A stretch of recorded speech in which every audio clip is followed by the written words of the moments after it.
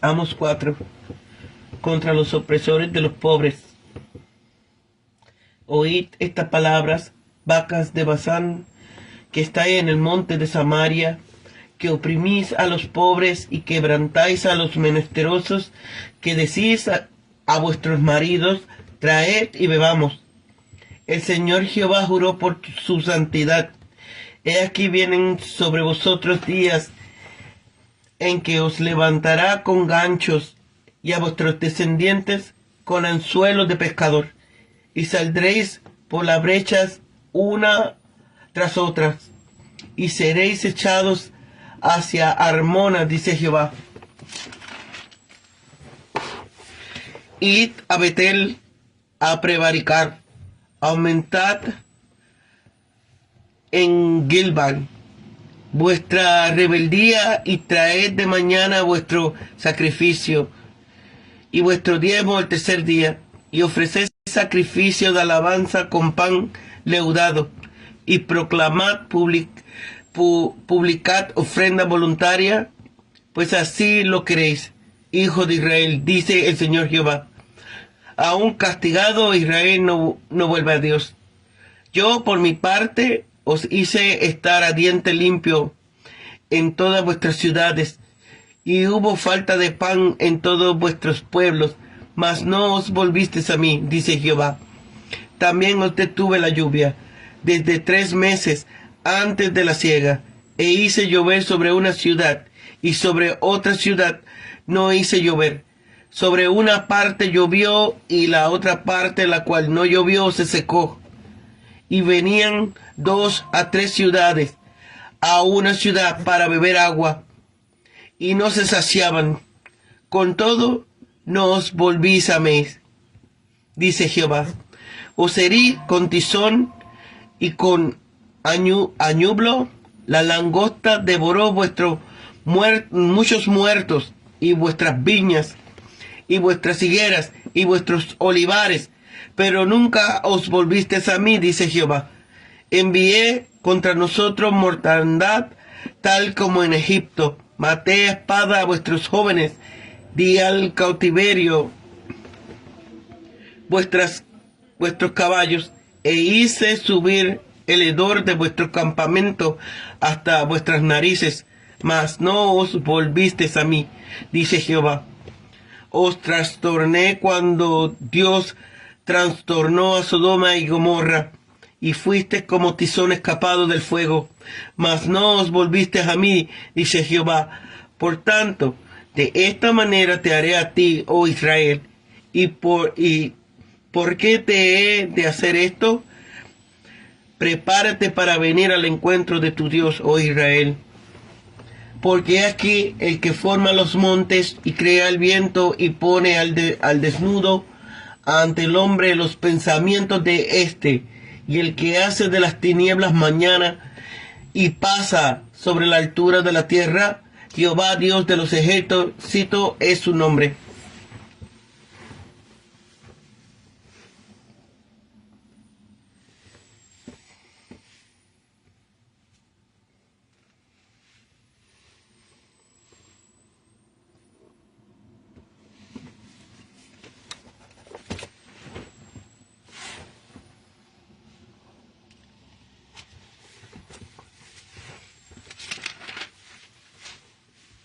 Vacas de Basán, símbolo de personas que llevan buena vida y están contentas de sí mismas, sin importar el precio de su riqueza. Oprimís. Lo que se logra por extorsión suele usarse para proveer para la carne y satisfacer sus concupiscencias. Lo que se logra por opresión no puede ser disfrutado con satisfacción. Armonía. Este vocablo hebreo no sale en ningún otro lugar en la Biblia, y en las interpretaciones que se le ha dado son muchas y diversas. Posiblemente se refiere al monte Hermón, que se hallaba en la ruta caravanera que por Damasco se dirigía hacia Mesopotamia. Betel santuario consagrado por su asociación con el patriarca Jacob. Gilgal. Aquí se confirmó la autoridad real de Saúl, el primer rey.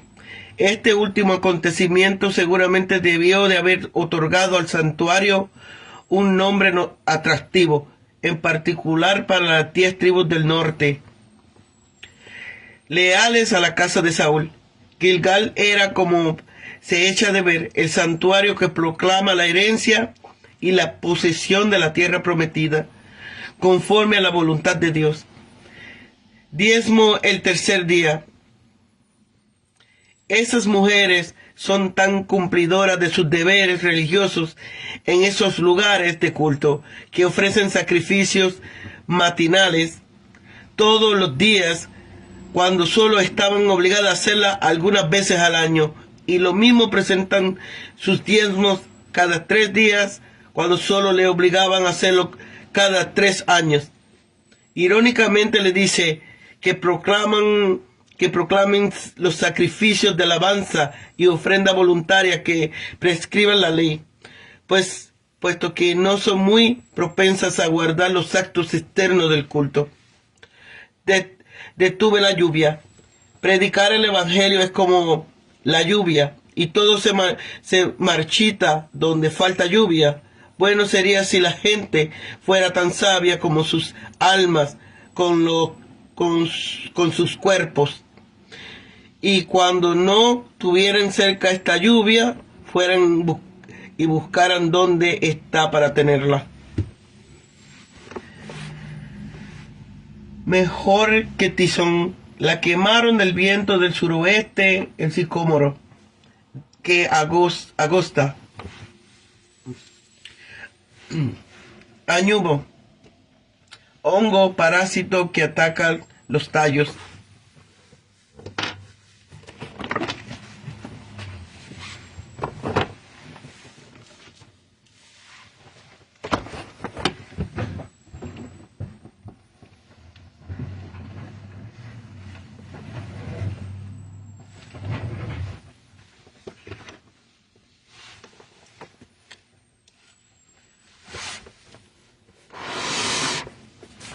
Las mujeres ricas de Samaria son comparadas a vacas de Basán bien alimentadas e ingobernables.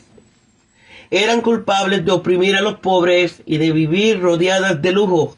Debido a esto serían llevadas al cautiverio sirio, sembrando confusión y pánico en la tierra. Describe la salida de ellas y de sus descendientes como llevados con anzuelos de pescador y gateando por las brechas de sus paredes.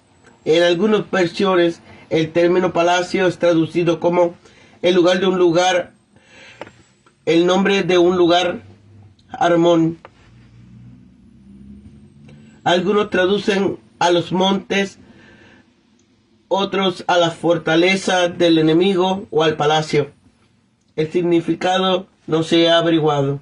Irónicamente, Dios se le invita a hacer a cabo su culto idolátrico llevando sus sacrificios a Betel. No había en ellos nada para él. Había sufrido falta de pan, sequía, viento, añubo, una plaga de langosta, pestilencia, guerra, mortandad, catástrofes. Ya que ninguno de estas cosas les convenció a arrepentirse, ahora Israel debía prepararse para venir al encuentro de Dios, del Dios mismo, Jehová de los ejércitos. El versículo 12 no es una llamada evangelística, sino un mensaje de juicio.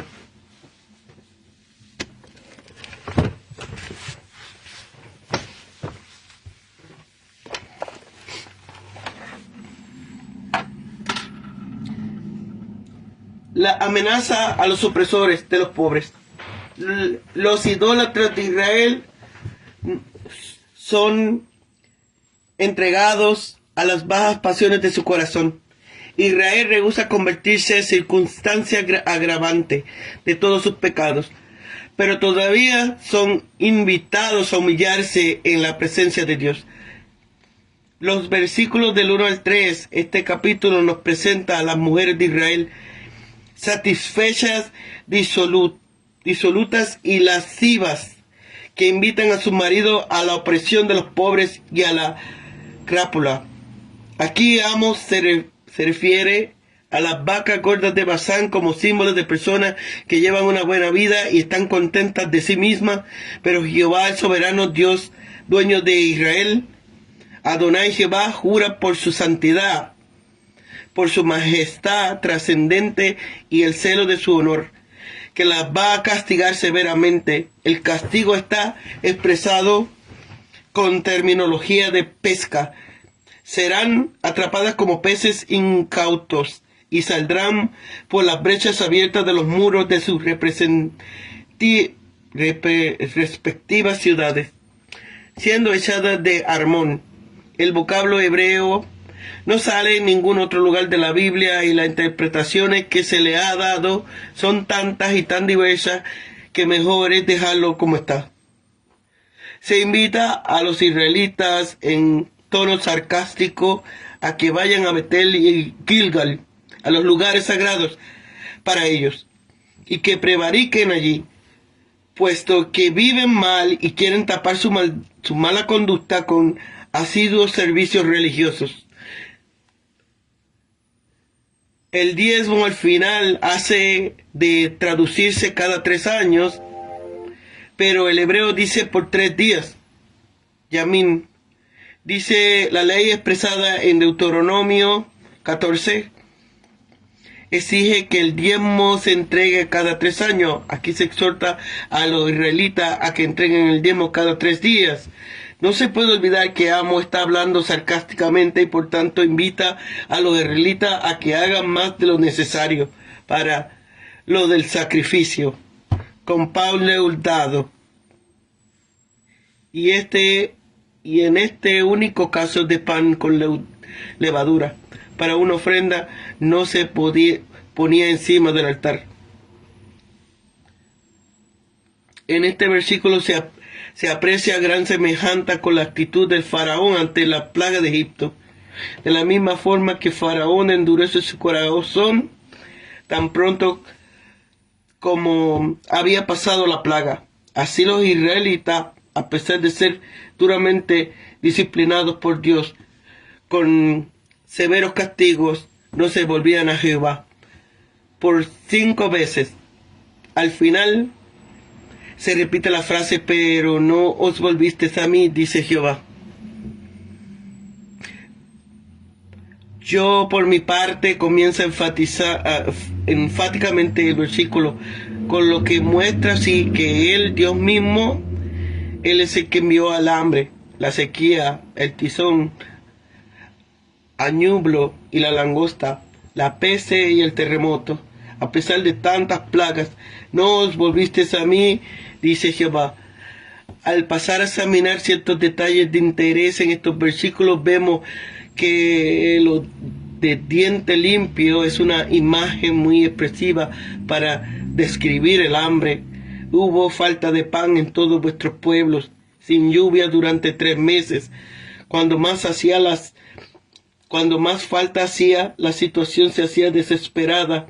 Además, la lluvia caía sobre una parte, pero no sobre otra, con lo que se demostraba que el fenómeno no era casual, sino intencionado por la divina providencia.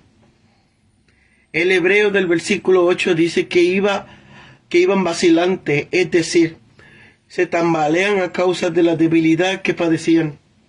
En frases que no recuerda las de Joel 1:4, versículo 9, describe las plagas en el campo. El hebreo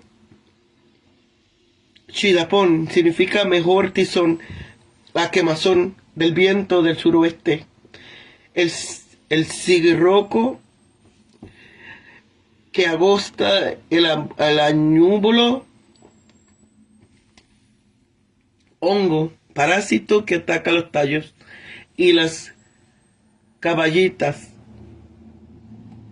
que asolan higueras y olivos.